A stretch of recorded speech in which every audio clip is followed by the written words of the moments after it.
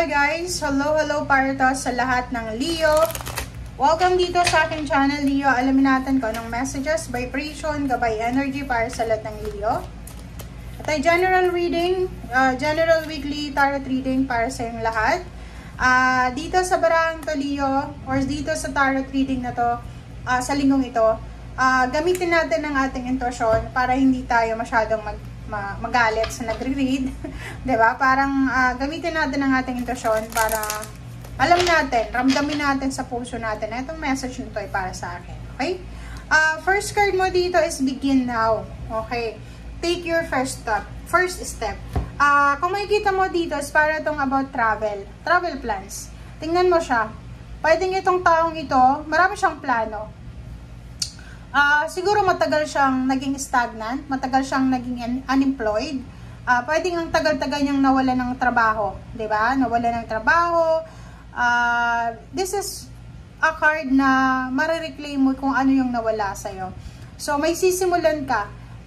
Take your first step. Huwag kang matakot kasi ang nakikita ko, merong mga Leo dito na sa sobrang rejection na naranasan nila, parang natatakot sila na magsimula ulit.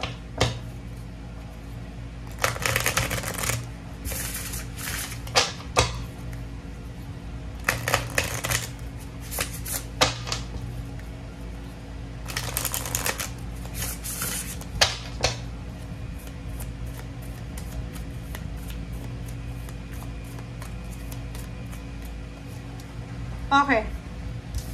First card sa second deck natin is number 30 is 3, the Guardian and the Gate. Okay. So, nakikita mo dito, Leo, na yung iba sa inyo dito is matagal nyo nang hinihintay to. Diba? Kasasabi ko lang sa'yo kanina, siguro, like for example, isa kang engineer, teacher, OFW ka dati, ex-OFW. Nasa Pilipinas ka ngayon, ang tagal mong naghihintay ng break mo, 'di ba? Yung parang makabalik ka sa ibang bansa, yung iba naman makapagturo sa DepEd, sa public, yung iba naman maging engineer talaga. But yung iba sa inyo, naghihintay talaga kayo. And siguro ngayong linggong ito, marirealize nyo na nagsasayang lang kayo ng oras sa paghihintay. So this week, marirealize mo na oras na para gumawa ng action. Tama na yung paghihintay. Tama na yung sobra-sobrang pagsasayang ng oras. Okay? Thank you, Leo. Tingnan natin kung ano pa ba ang messages.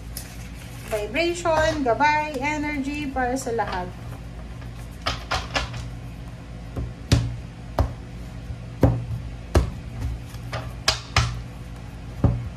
Okay, first card natin is 2 of Swords. Second card is 4 of Cups. So, yun. Diba?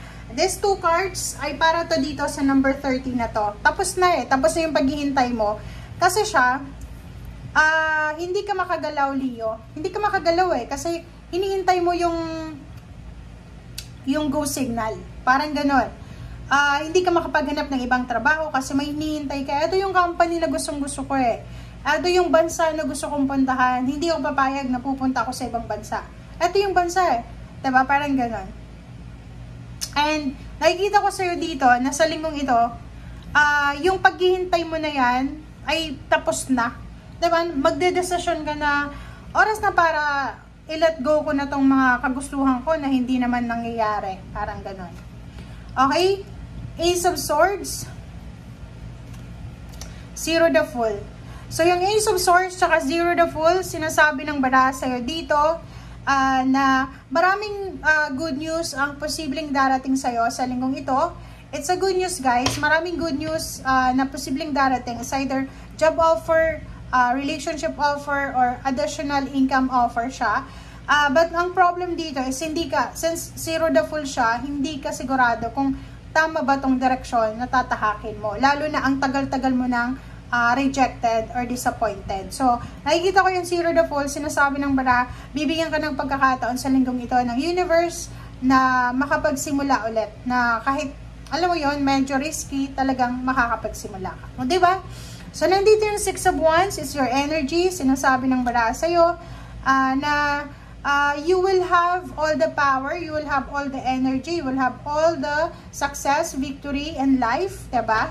So, sinasabi ng baraha sa'yo kung ano mang ino-offer sa'yo ng universe ngayon, kahit hindi ka sigurado, tanggapin mo kasi eto daw yung result, eto daw yung outcome. So, kahit nandito ka sa zero the full, like for example, hindi mo alam parang sinasabi mo, ay hindi ko alam, ganyan, ganito. So, dito sinasabi ng baraha na yung 6 of Wands, kung gagawin mo to, na ino-offer sa'yo ng universe, eto yung result.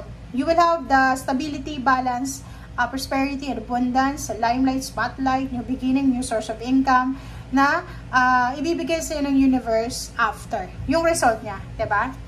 Okay, so 5 of Cups, Leo. Yan yung energy mo ngayon and maybe energy mo yan 5 years ago, 5 months ago. Yung sobrang depressed, nangihinayang, yung iba nangihinayang sila kung bakit nag-aral sila ng ganitong kurso, bakit sila hindi pumunta ng ibang bansa, bakit ganito, ganyan. So, ang dami niyang regrets. But, nakikita ko sa'yo dito na yung pain and heartaches mo, yung regrets na yan na nararamdaman mo sa ngayon, hindi naman masama yan, diba? Kasi, tao ka lang na manghihinayang ka sa nangyari, pwedeng medyo tumatanda ka na, parang ganyan. So, sinasabi ng baraha sa'yo dito na may iba sa inyo, Leo, na kasalukuyan na punong-puno ng regrets sa puso nila, pain and heartaches, kasi hindi nila nakuha kung ano yung gusto nila. Okay? Tingnan mo. So, comment down below if eto yung pinagdadaanan mo, Leo. Okay? Sinasabi nga dyan sa'yo ng baraha na hindi pa huli ang lahat. Pwede ka naman makapagsimula pa, diba? Diba? So, yun. Tingnan mo. So, sa usaping emosyon, sinasabi ng baraha, may ibang Leo na punong-puno ng regrets, punong-puno ng pain and heartaches, parang feeling nila wala nang pag-asa. Diba? But, yung 2 of Cups, sinasabi ng baraha, na yung mga inaalala natin sa buhay, emosyonal, financial, lalo sa financial, kung iisipin mo, hindi yan importante sa future.